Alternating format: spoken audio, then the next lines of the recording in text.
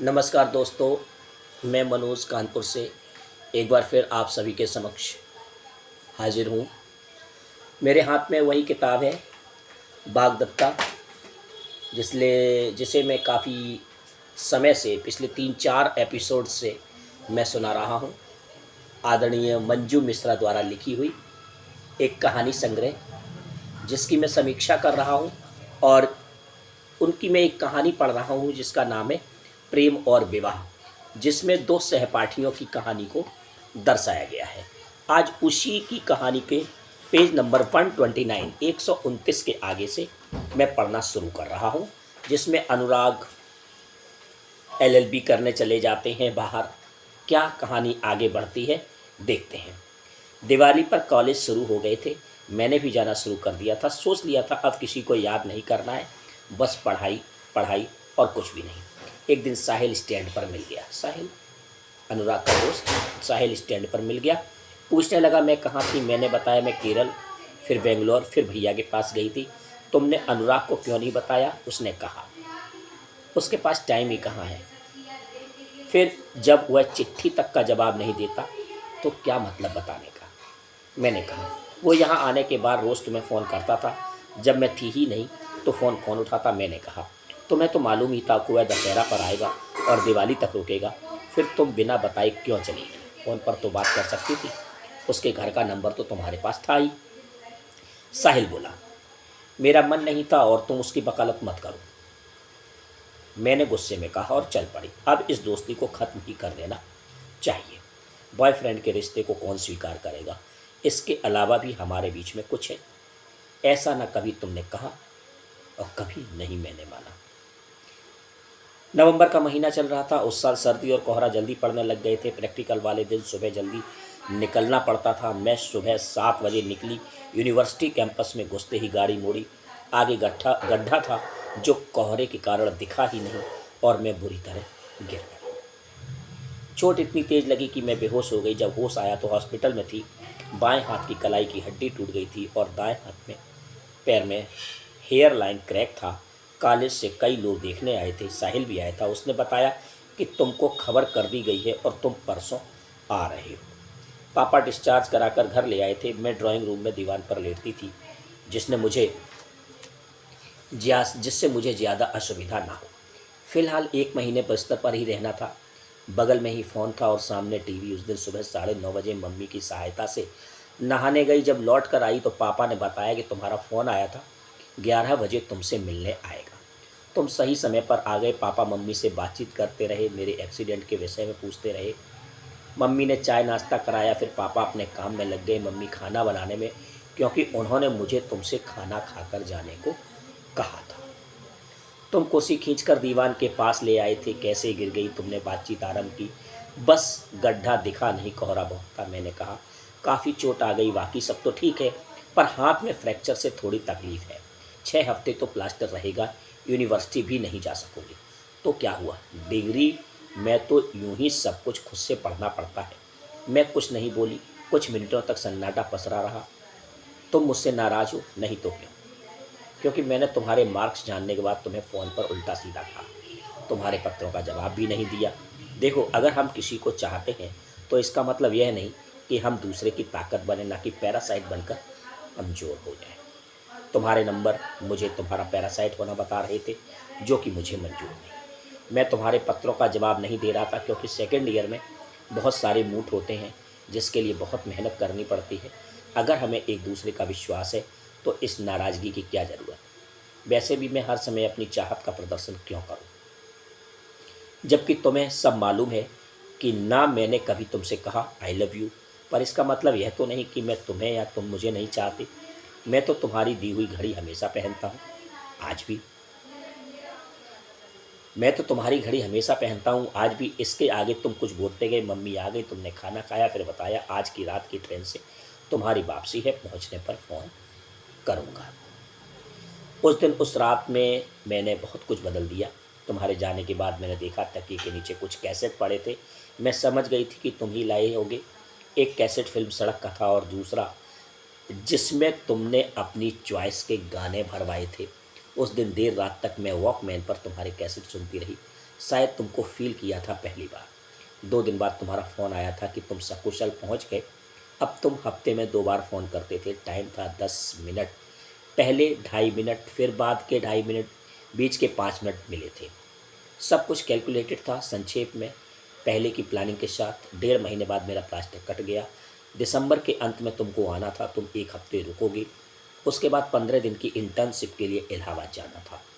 पापा ने स्कूटी चलाने से मना कर दिया था, इसलिए मैं सिटी बस से जाने लगी थी।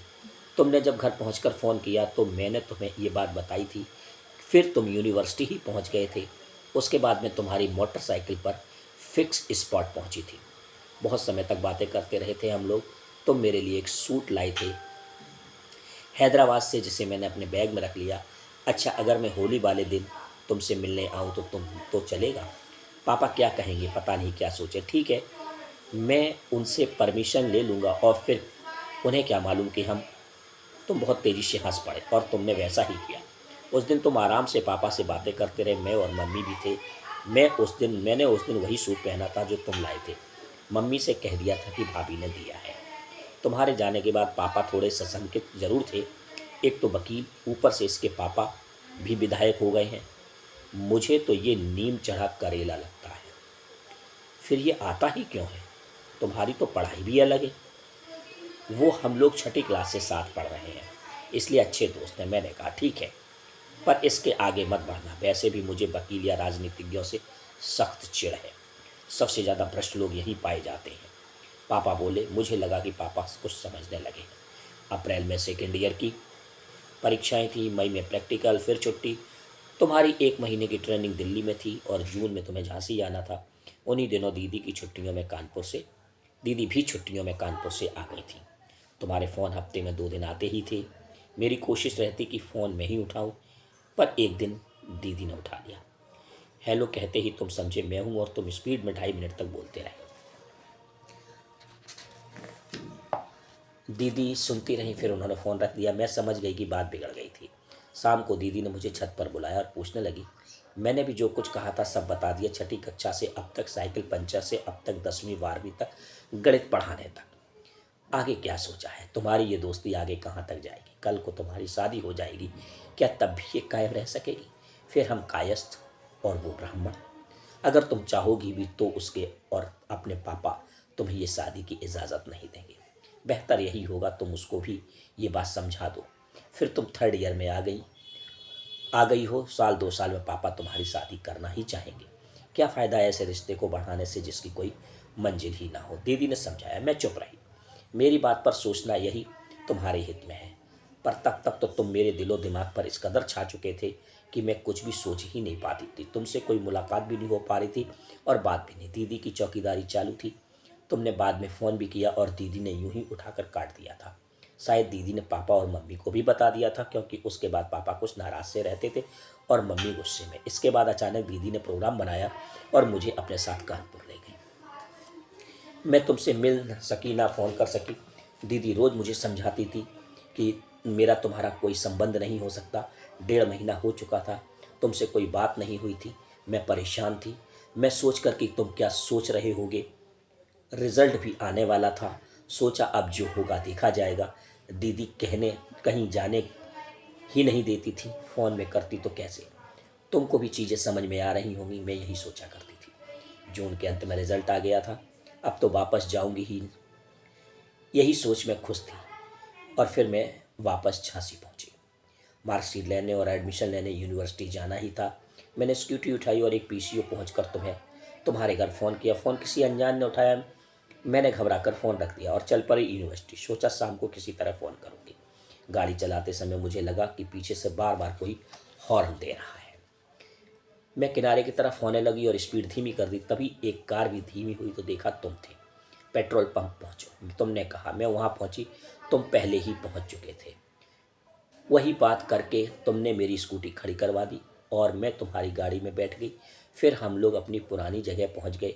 मैंने कहना शुरू किया। उस दिन शायद मैं लगातार बोलती जा रही थी और तुम सुनते जा रहे। तुम अब भी चुप थे। अब क्या होगा? मैंने कहा चलो कुछ सोचते हैं। अभी तो तुम्हें यूनिवर्सिटी से नंबर भी पता करने हैं और 3rd ईयर में कौन से विषय चुनोगी ये भी सोचना है। तुम बोले पहले नंबर देखूं तब तो डिसाइड करूं। अगर नंबर कम आए तो? इस पर तुमने कोई उत्तर नहीं दिया। यूनिवर्सिटी पहुंचकर मार्कशीट ली, मैं डर रही थी पर मेरे नंबर 64% आए थे। बहुत दिनों बाद मैं खुश थी। थर्ड ईयर में क्या लेना चाहिए, फिजिक्स, मैथ्स या केमिस्ट्री? मैंने तुमसे पूछा। डिसाइड तुम्हें करना है, पढ़ना तुमको है, तुम बोलो। पर हमेशा तो तुम ही गाइड करते हो। मैंने कहा ठीक है, फिर सोचते हैं। कल तुम्हें फॉर्म जमा करना है, शाम को फ़ोन पर बात करेंगे। पर पापा, मैंने कहा मैनेज हो जाएगा, तुम बोले। वापस पेट्रोल पंप से गाड़ी उठाई, घर आकर पापा को मार्कशीट दिखाई। पापा थोड़े खुश हुए और बोले आगे ध्यान लगाकर पढ़ना। शाम को 7 बजे फ़ोन बजा। अब तो फ़ोन पापा ही उठाते थे। उन्होंने मुझे बुलाया और कहा तुम्हारी किसी सहेली का फ़ोन है। मैंने फ़ोन ले लिया। हेलो कहते ही उधर से आवाज़ आई, कल सुबह 9 बजे पेट्रोल पंप मिलना और थोड़ा टाइम लेकर आना। तो और तुमने फ़ोन काट दिया। अगले दिन तुम वहीं मिले। तुमसे गाड़ी चलाना कब सीखा? तुमने गाड़ी चलाना कब सीखा? हैदराबाद में। आगे चलकर गाड़ी एक कच्ची सड़क पर मोड़ पर रोक दी। कल तुम बोल रही थी, मैं सुन रहा था, अब मैं बोलूँगा तुम सुनना। फिर तुमने बोलना शुरू किया। लगभग 9 साल से हम एक दूसरे को जानते हैं। पिछले 6 सालों से हम बहुत दोस्त, और कक्षा 11वीं आने के बाद उससे 2 कदम आगे। अब जब ग्रेजुएशन में हो हम 4 कदम आगे हैं। ये सच है। मैंने तुम्हें गाइड किया और तुम भी मुझे फॉलो करती रही। पर क्यों? किस आधार पर? किसी भी संबंध का आधार विश्वास ही तो होता है। पीछे 2 सालों से हम दूर हैं, पर विश्वास तब भी था और आज भी है। वरना तुम मेरे साथ इस गाड़ी में कैसे आती? अगर तुम अपनी एजुकेशन की बात करती हो तो मेरे ख्याल से तुम्हें फिजिक्स लेना चाहिए और उसी से एमएससी करनी चाहिए। उससे भी एक बड़ी बात यह भी है, अगर तुम चाहती हो कि आने वाले समय में हम अपने रिश्ते को एक सही अंजाम दें तो तुम्हें अपनी पढ़ाई इस तरह से करनी होगी कि तुम्हारे नंबर 60% से ऊपर आए। तभी तुम एमएससी कर पाओगी, वरना तुम्हारे पापा तुम्हारी शादी भी कर सकते हैं। और तब जब उन्हें हमारे विषय में पता चल चुका है, हम तभी साथ चल सकते हैं जब हम स्ट्रांग हों। मेरे ख्याल से तुम्हारा नौकरी करना सही होगा। इससे तुम्हारी अपनी पहचान भी बनेगी। मुझे झांसी वापस आने में 4 साल और लगेंगे। तब तक तुम एमएससी कर चुकी होगी और बीएड भी। इसके बाद भी हम भावी जीवन की दिशा और दशा तय कर सकेंगे। आगे के 3 साल हम लोगों के लिए बहुत कठिन है, क्योंकि हम दोनों के माता पिता हमारे इस रिश्ते को जान चुके हैं। निश्चित रूप से इतना आसान नहीं होगा सब कुछ। हमें समय लगेगा अपने माता पिता की सहमत करने में। हम अपनी बात तभी मनवा सकेंगे जब हम और तुम आर्थिक रूप से मजबूत हों। इसलिए मैं चाहता हूं कि तुम बीएड करो, जिससे तुम जल्दी नौकरी पा सको। फिजिक्स एक ऐसा विषय है जिससे बहुत कम लड़कियां पोस्ट ग्रेजुएट करती हैं। इसलिए अगर तुम इसमें जाती हो तो तुम्हारी नौकरी के अवसर बढ़ जाएंगे। मैंने भी सोचा कि लॉ के बाद एलएलएम करूंगा, जिससे लॉ के छात्रों को पढ़ा सकूं और वकालत भी कर सकूं। ये सब मैं ज़रूर कह रहा हूँ, परंतु अगर कोई और राह चुनना चाहती हो तो तुम आज़ाद हो। पर अगर मेरे साथ चलना है तो अपने आप को मजबूत बनाना होगा, हर फ्रंट पर, चाहे वो घर हो, समाज हो, आर्थिक संपन्नता हो। और इतना कहकर तुम चुप हो गए। मैं तुम्हारे हर निर्णय की कदर करूंगा, चाहे वह मेरे फेवर में हो या ना हो। हम दोनों चुप थे। शायद तुम मेरे बोलने की प्रतीक्षा कर रहे थे। मैं तुम्हारे साथ चलने को तैयार हूँ, मैंने कहा। और आज के शब्दों में हम कमिटेड हो चुके थे। हम यूनिवर्सिटी गए। वो मैंने थर्ड ईयर में फिजिक्स भर दिया। घर आकर पापा को भी बता दिया। मैं चाहता था कि तुम मैथ्स में करो और आगे जैसा तुम चाहो। अगले साल क्या करना है ये आगे सोचेंगे। पापा बोले कुछ दिन बाद तुम्हें जाना था और तुम चले गए। कभी कभी चिट्ठी आ जाती, कभी मैं फ़ोन कर लेती। मैं पूरी लगन से थर्ड ईयर की पढ़ाई करने लगे। दिवाली पर तुमसे मुलाकात हुई, न्यू ईयर पर तुम नहीं है। 2 महीने की इंटर्नशिप थी, होली पर भी तुम्हारा आना नहीं हो सका। एग्ज़ाम के बाद 10 दिन के लिए आए, फिर इंटर्नशिप थी और कोई कंपटीशन भी। चुने जाने पर जापान जाने का मौका मिल रहा था, वहाँ की जुडिशरी सीखने का मौका मिलना था। तुमसे बात होती थी पर घर से नहीं, पीसीओ से। तुम कड़ी मेहनत कर रहे थे और मैं अपनी पूरी कोशिश कर रही थी।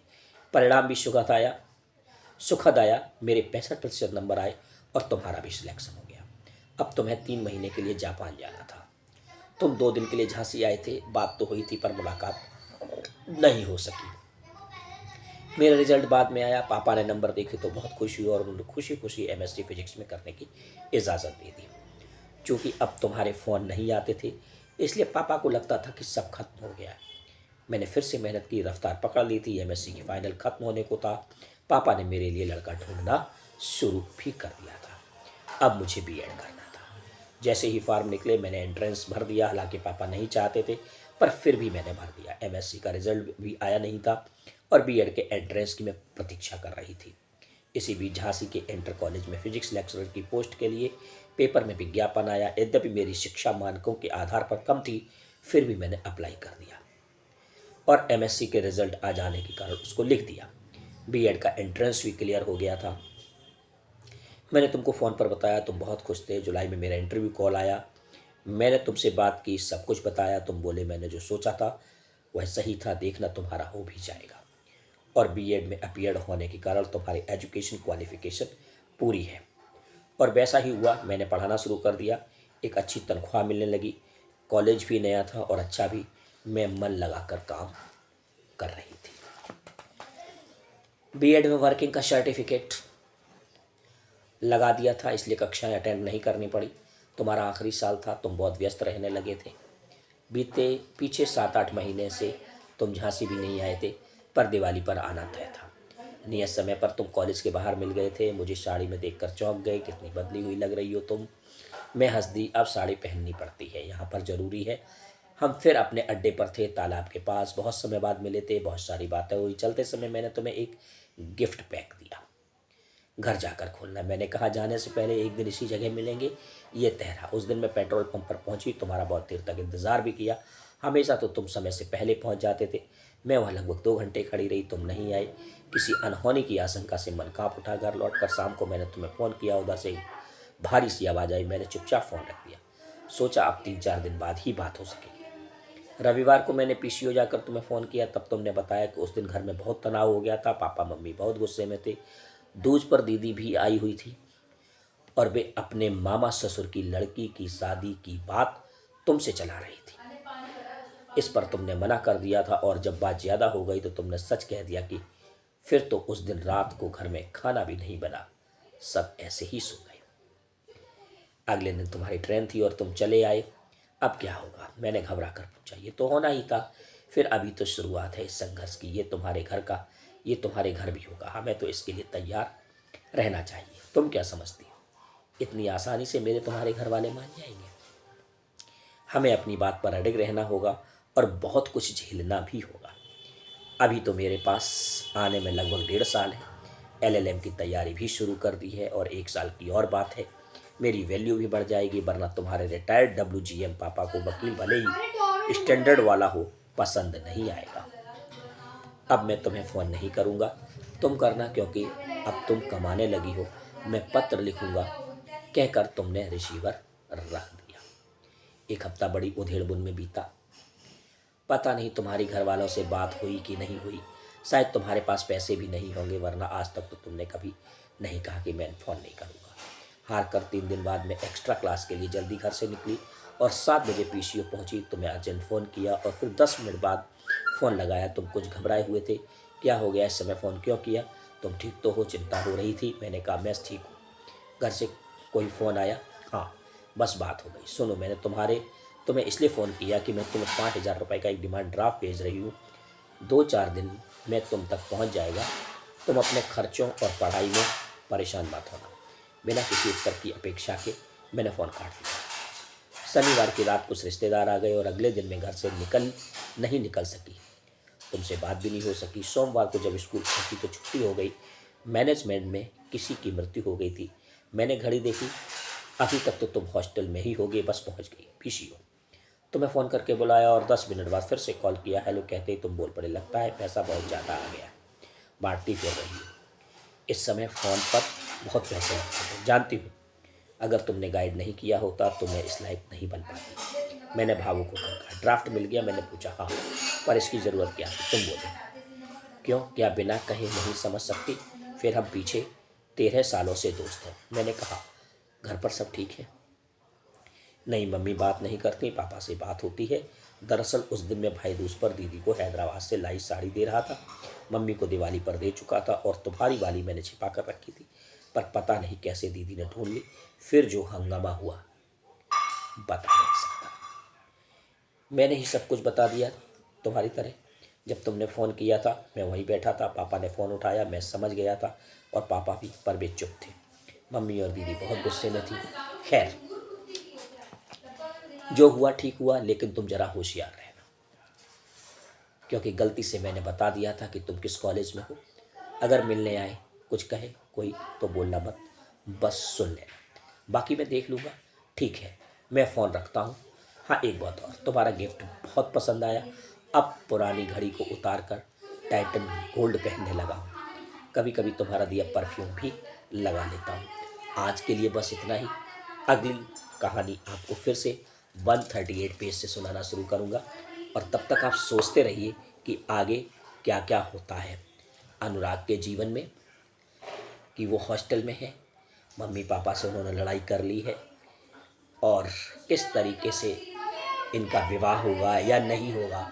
विभिन्न प्रकार के सवाल आपके मन में गूंज रहे होंगे, और किस तरीके से लेखिका ने अपनी कहानी के ताना बाना को बुना है, निश्चित रूप से आप सभी आनंदित हो रहे होंगे। अगर कहानी अच्छी लगी हो तो अपने कमेंट बॉक्स में बताइएगा, और बाकी बहुत बहुत धन्यवाद समय देने के लिए।